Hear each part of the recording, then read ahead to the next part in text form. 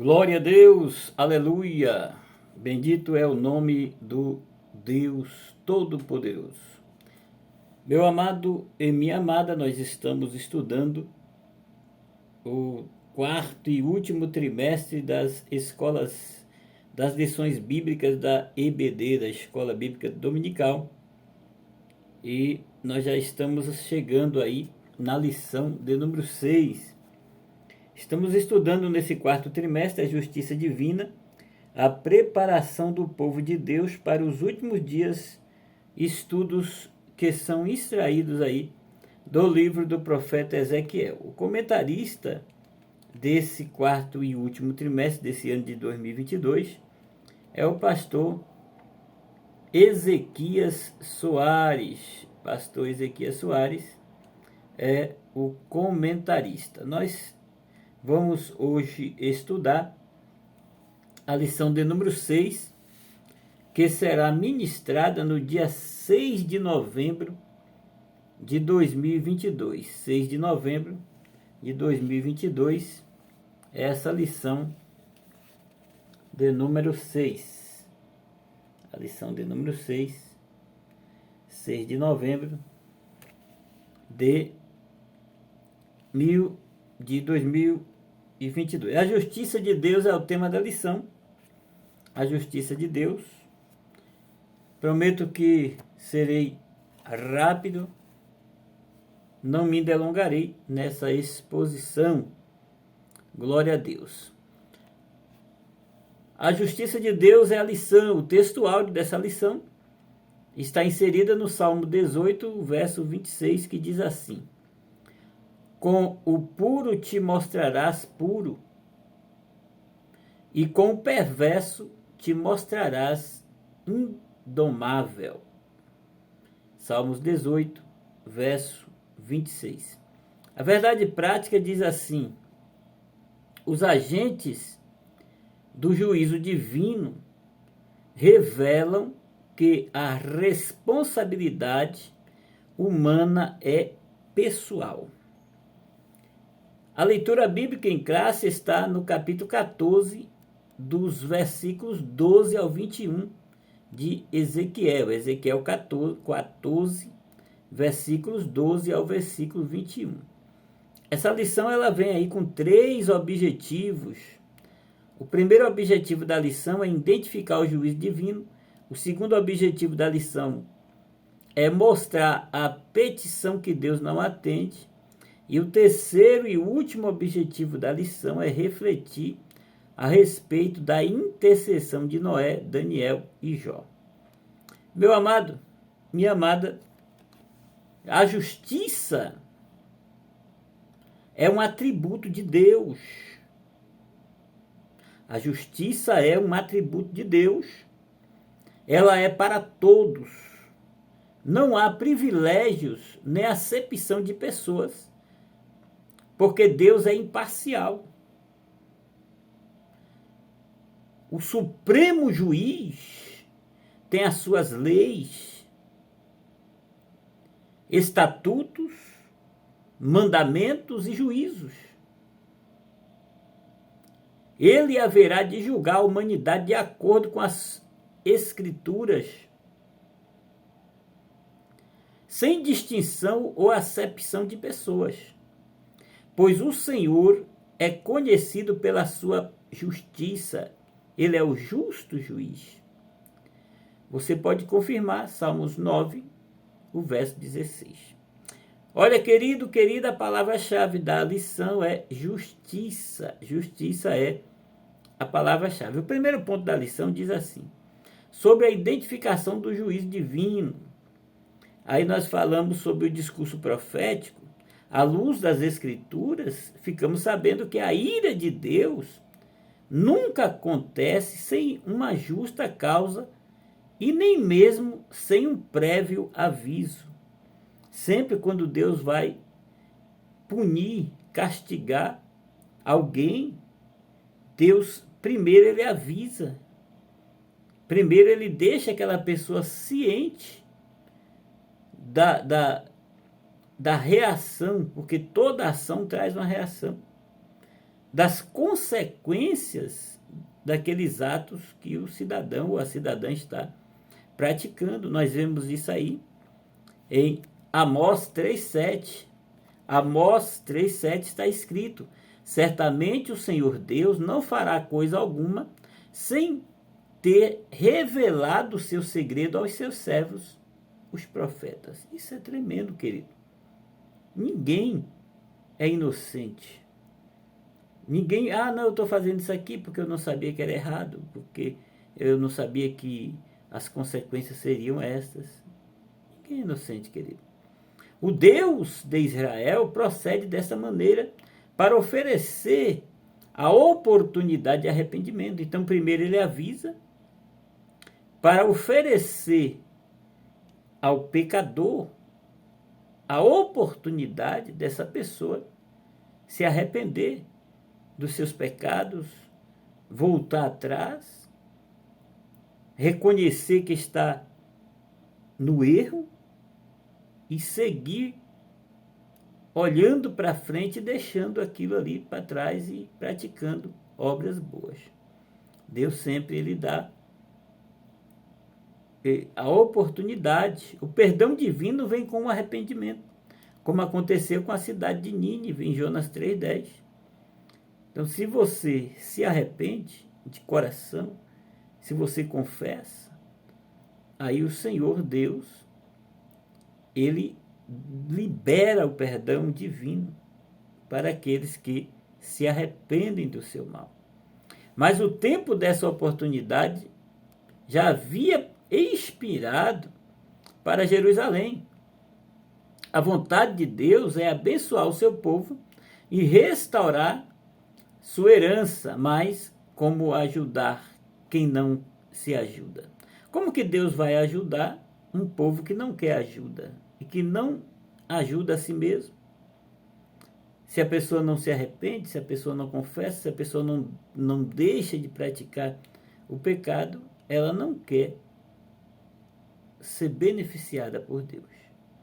Por isso o castigo é inevitável. Trata-se de uma questão de justiça e santidade. Deus é justo. A primeira parte do oráculo, o versículo 13, a expressão quando uma terra peca contra mim, ou quando uma terra pecar contra mim, essa expressão pode se aplicar a qualquer povo, em qualquer lugar e em qualquer época. Existem inúmeras formas de Deus castigar um desobediente contumaz que se recusa a ouvir a palavra de Deus, que se recusa a arrepender-se. Ele torna instável o sustento do pão. Vemos aí no versículo 13. Então, com isso é feito, a palavra profética esclarece com a carestia, fome e extermínio de seus moradores e até dos animais. Podemos confirmar aí Mateus 24:7, Apocalipse 6:8. Trata-se de uma grande crise econômica nacional que chamamos de recessão financeira. Então, o pecado, a idolatria, o afastamento de Deus, faz com que as coisas fiquem piores, tanto para o justo quanto para o injusto. Porque a chuva vem para todos, o sol é para todos.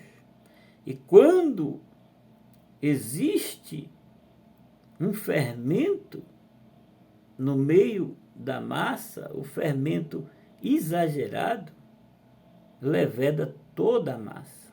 Uma laranja estragada começa também a estragar as outras laranjas. E assim acontece com pessoas que estão dentro das igrejas e não se arrependem, continua na prática do pecado, e aí traz uma frieza espiritual, um escândalo, um enfraquecimento no seio da igreja, no meio do povo de Deus. Então, devemos tomar muito cuidado. A descrição dos agentes do juízo divino, aí dos versículos 17 ao 21, de Ezequiel 14.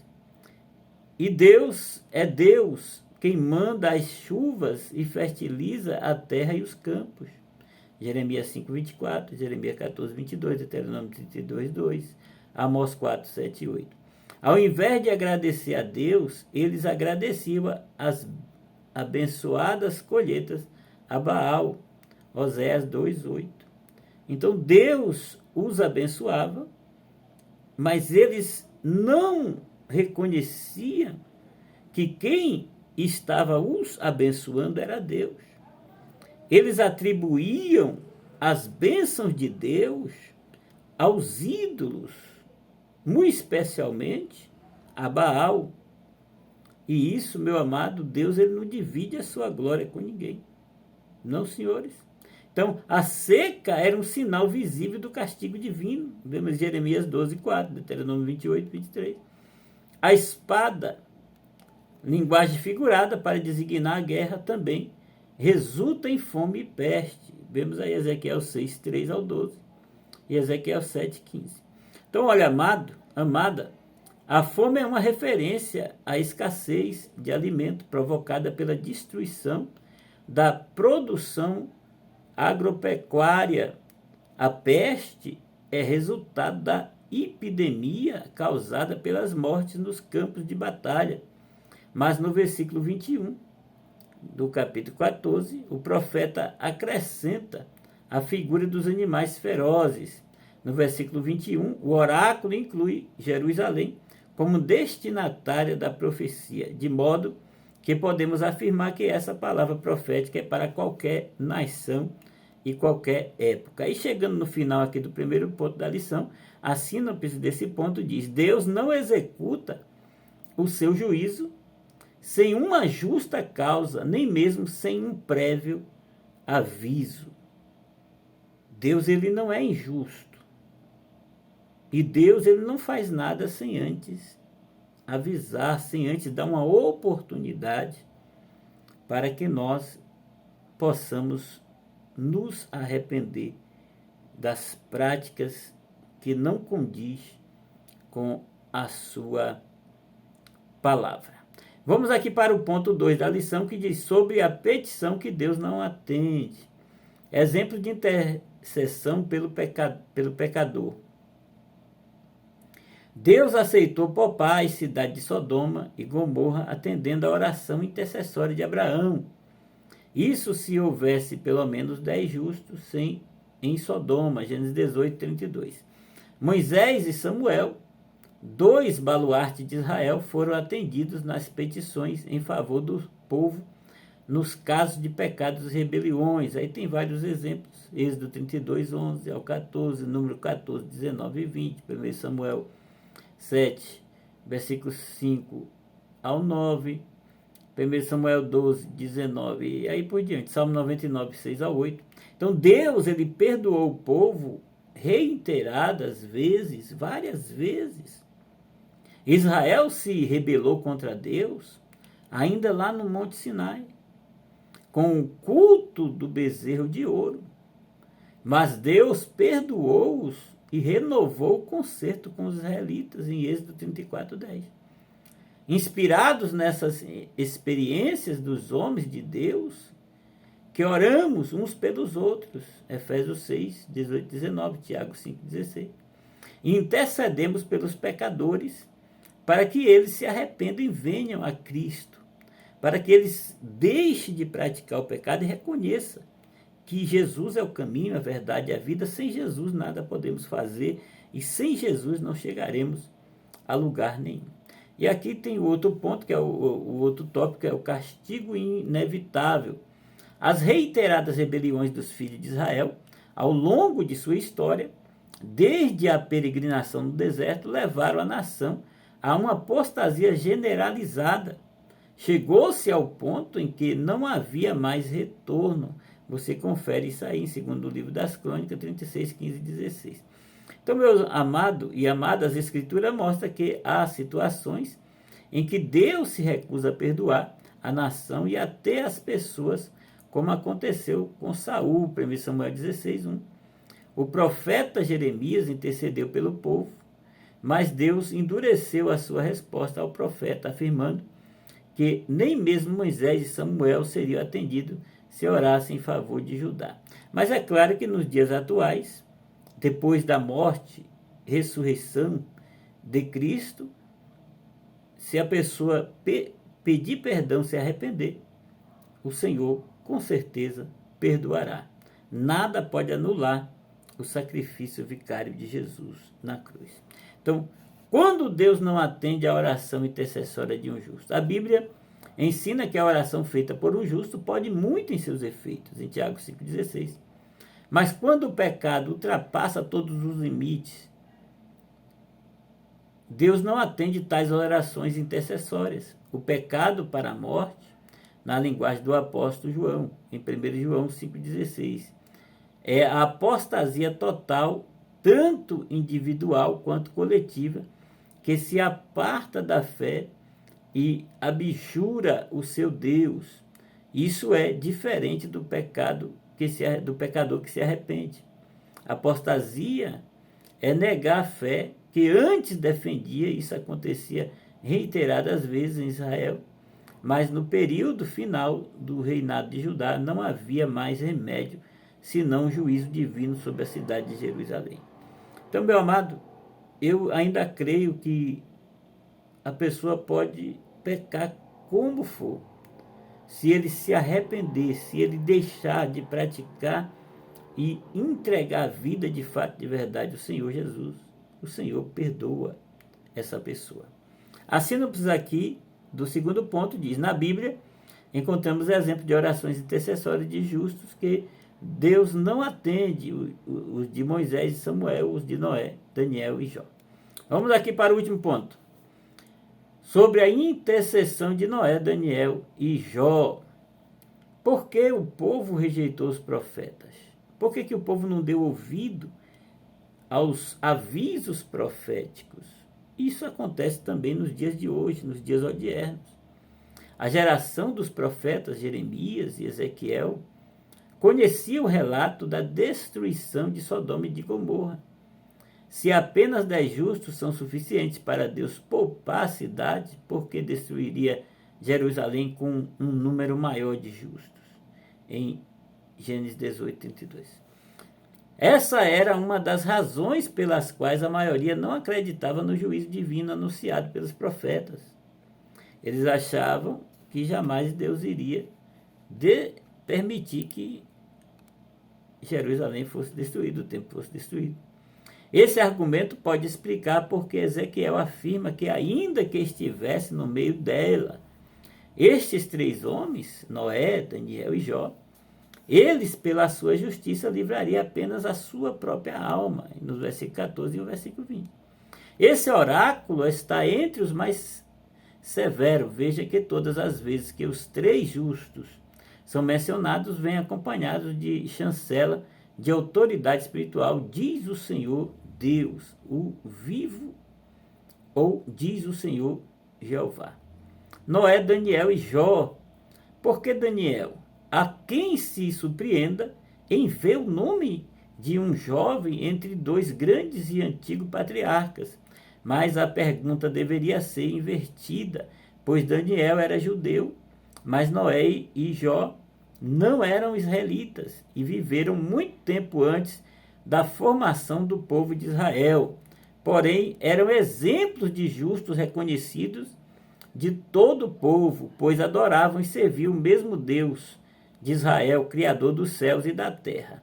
Mas somente a justiça de Cristo é extensiva a todos os pecadores que creem.